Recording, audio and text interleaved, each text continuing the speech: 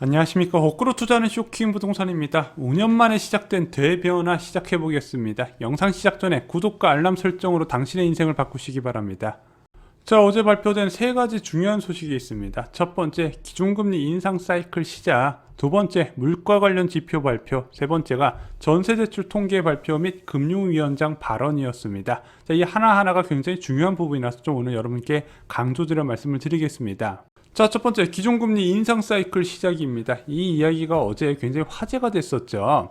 자, 한국은행에서 통화신용 정책 보고서를 발간을 합니다. 1년에 두 차례 국회에 보고를 하는 자리인데, 자, 여기서 설명회가 있었어요. 여기에 박종석 한국은행 부총재보가 기자 간담회를 진행을 하게 됩니다. 자, 여기서 기자들이 질문을 했습니다. 8월 통화정책 방향 결정문에, 이제 8월 금리 인상하고 나서 나온 결정문에 통화정책 완화 기조를 유지할 것이란 문구가 5년 만에 삭제됐대요. 자, 그러면은 이 5년 만에 삭제된 것을 보고 기자가 이런 변화를 앞으로 금리 방향은 상승 쪽이라는 것을 명확히 한 것으로 이해해도 될까요? 이렇게 물어봤거든요. 그랬더니 박종석 부총재보가 이렇게 답변을 한 겁니다. 금리 방향은 인상 사이클로 들어가는 것은 다 아는 사실이다. 이렇게 이야기를 한 거예요. 자, 그러면서 금리 좀 올려도 여전히 완화적이지 않냐 이렇게 이야기를 하니까 기자가 추가 질문을 한 겁니다. 야, 몇 번 인상을 해야 완화적인 통화정책이 아니냐 이렇게 물어본 거예요. 한마디로 얼마까지 올릴 거냐 이렇게 떠봤거든요. 그랬더니 박종석 부총재보가 이렇게 답변합니다. 경제성장세, 물가상승세 추이에 달려있다 이렇게 답변을 한 거예요. 자, 이게 약간 원론적인 수준의 답변이다 이렇게 생각하실 수 있지만요, 이 발언을 종합해 보잖아요. 의외로 무서운 이야기라는 겁니다. 먼저 5년 만에 완화적 통화 정책을 끝내고 본격적인 인상 사이클로 접어든다고 한국은행 부총재보가 직접적으로 이야기를 한 거예요. 자, 그런데 이게 왜 무섭냐면요, 그동안에 지금 많은 전문가들이 지금 금리 인상 한다는 건 알아요. 근데 금리 인상 해도 별로 부동산 시장에 영향 없다고 말하는 이유가, 야, 많이 못 올릴 거다. 왜냐면은 이주랑오는 총재가 금리를 올리는 것은 비상조치의 정상화 개념이기 때문이다. 자, 그럼 비상조치의 정상화 해봤자 기존 코로나19 이전에 1.25% 올리는 거잖아. 그런데 본격적인 인상 사이클이라는 게 비상조치의 정상화가 아니네, 정상금리로 향해 간다, 본격적인 시동이 걸렸다 이렇게 이야기를 한 거예요. 자, 그러면 정상금리는 어느 수준까지 올리겠다냐 이렇게 물어봤더니 성장률과 물가를 보면서 금리 상단을 결정하겠답니다. 이게 왜 또 무섭냐면은, 자, 성장률이 받쳐준 상황에서 물가가 높다면은 물가를 잡기 위해서 금리가 예상보다 높게 올라갈 수 있다는 거예요. 한마디로 1.25%가 아니라 일단 1.25% 맞춰놓고 그 이상까지도 물가 보면서 조정해 나가겠다는 거죠. 자, 저희가 예전부터 강조드렸던 한국은행이 금리 인상을 할 수 있는 조건이 있다 말씀드렸습니다. 아무 때나 금리 인상을 하는 게 아니라 어떤 환경이 충족됐을 때 금리를 올리게 되는데, 보통 3% 수준의 GDP 성장률과 그리고 2% 넘는 물가가 동시에 작용해야 된다 말씀드렸어요. 그래서 올해 GDP 성장률이 4%, 물가 상승률 2.1% 나오니까 올릴 수가 있었던 겁니다. 자, 이 조건들이 4월에 충족이 됐고 5월 4일날 나온 지표로 확인이 되니까 그때부터 연내 금리 인상 가능성이 나왔었잖아요. 그러면 이 두 가지를 잘 살펴보면 내년에 금리 인상이 어느 정도 올라갈지 알 수 있다는 겁니다. 자, 그럼 1.25% 이상 금리 인상은 내년 성장률과 물가에 달려 있는데, 지금 한국은행 경제 전망에서는 내년에 성장률을 달성할 것 같아요. 근데 물가가 1.5%밖에 전망치가 안 나왔습니다. 자, 그런데 이 물가가 1.5%가 아니라 2% 넘으면 내년에 금리 팍팍 올린다는 얘기거든요. 그런데 한국은행의 장기 물가 전망을 그렇게 믿지 마세요. 올해도 다 틀렸어요. 이거는 어차피 유가의 흐름에 따라서 결정되는 부분이고, 또한 이제 소비 심리와 여러 개 복합적으로 작용되어 있기 때문에 이건 그냥 추정치고요. 내년에 물가가 어떻게 될지는 돼 봐야 되는데, 저는 개인적으로 내년에 물가가 올라갈 가능성이 아주 높다고 여러 차례 강조를 드렸습니다. 자, 왜 내년에 물가가 많이 올라갈 거냐는 부분은 저희가 여러 차례 말씀을 드려서 오늘 따로 언급은 안 드리겠습니다. 자, 그리고 한국은행은요, 금리 인상에 따른 영향 분석도 발표를 했어요. 기준금리를 0.25% 인상할 경우에 소비자 물가 상승률은 0.04% 떨어지고, 가계부채 증가세는 0.4%, 주택가격 상승률은 0.25% 줄어든다고 합니다. 대신 GDP 성장률도 마이너스 0.1%포인트 깎아 먹는다고 하네요. 자, 그래서 언론들이 이걸 보고, 야, 금리 인상의 긍정적인 부분을 강조하고 있다, 한마디로 지속적인 명분 인상을 쌓고 있다, 이렇게 보고 있더라고요.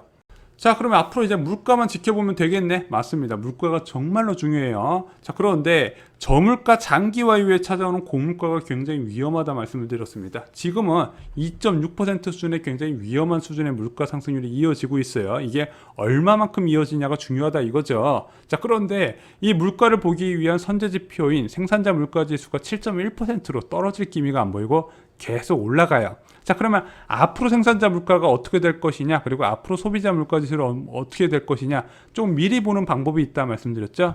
바로 중국의 생산자 물가 지수입니다. 자, 그런데 전월 9%로 사람들이 다 깜짝 놀랐는데 이번 달에 9.5%가 나왔어요.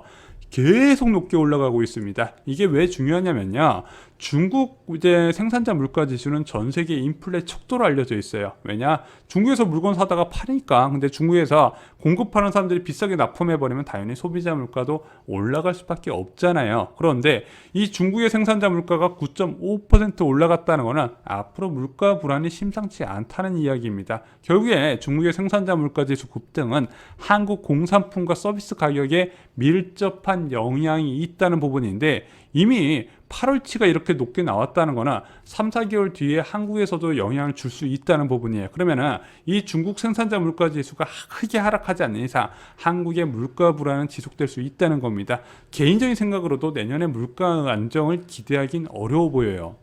자, 마지막으로 전세대출 관련 통계 발표 살펴보겠습니다. 5대 시중은행 전세대출 잔액 현황이 연령별로 처음으로 공개가 됐는데 4년 전과 비교를 했습니다. 자, 아까 저금리 기조가 5년간 이어졌다 말씀드렸죠. 근데 이제 전세 시장은 금리와 공급에 큰 영향을 받는다 말씀드렸는데, 워낙 금리가 낮아지다 보니까 전세금이 엄청나게 올라갔습니다. 이게 공급적인 부분보다도 금리적인 영향이 더 컸다고 봐요. 그리고 그렇게 올라간 전세금이 대출 증가로 이어졌더라. 그런데 의외로 뭐 30대는 그렇다 칠게요. 30대, 40대는 그렇다 칠게요. 문제는 20대에서도 무려 6배 넘는 전세대출 증가세가 나타났습니다.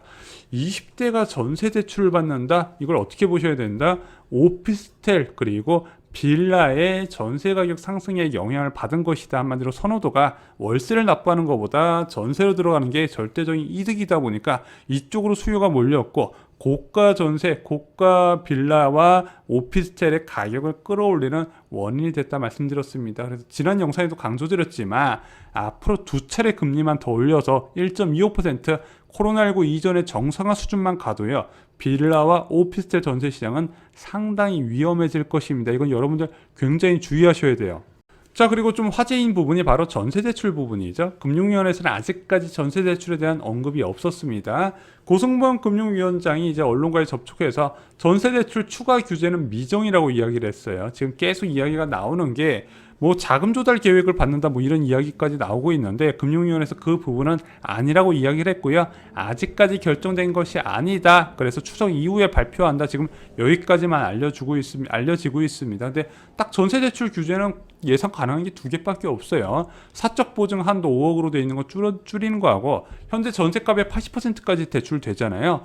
지금 주택을 살려고 그러면 일반적으로 뭐 LTV 규제 40%, 50% 이런 이야기가 나오는데, 전세는 거의 80%까지 해주네. 그 둘 중 하나를 축소할 가능성이 좀 높은 확률로 있다 생각을 하고 있습니다. 이게 전세 대출이 없지는 않을 거예요. 왜냐하면 지금 전세 대출 증가세가 워낙 높습니다. 5대 은행 주택담보대출 현황 봤더니 주택담보대출 증가세보다 전세 대출 증가세가 3배가 더 높아요. 근데 저는 개인적으로 지금 전세 대출하는 것도 이미 늦었다고 봐요. 이거 빨리 시행해야 됩니다. 아파트 전세 시장이 문제가 아니라 빌라, 오피스텔 전세 시장이 지금 너무 위험해요.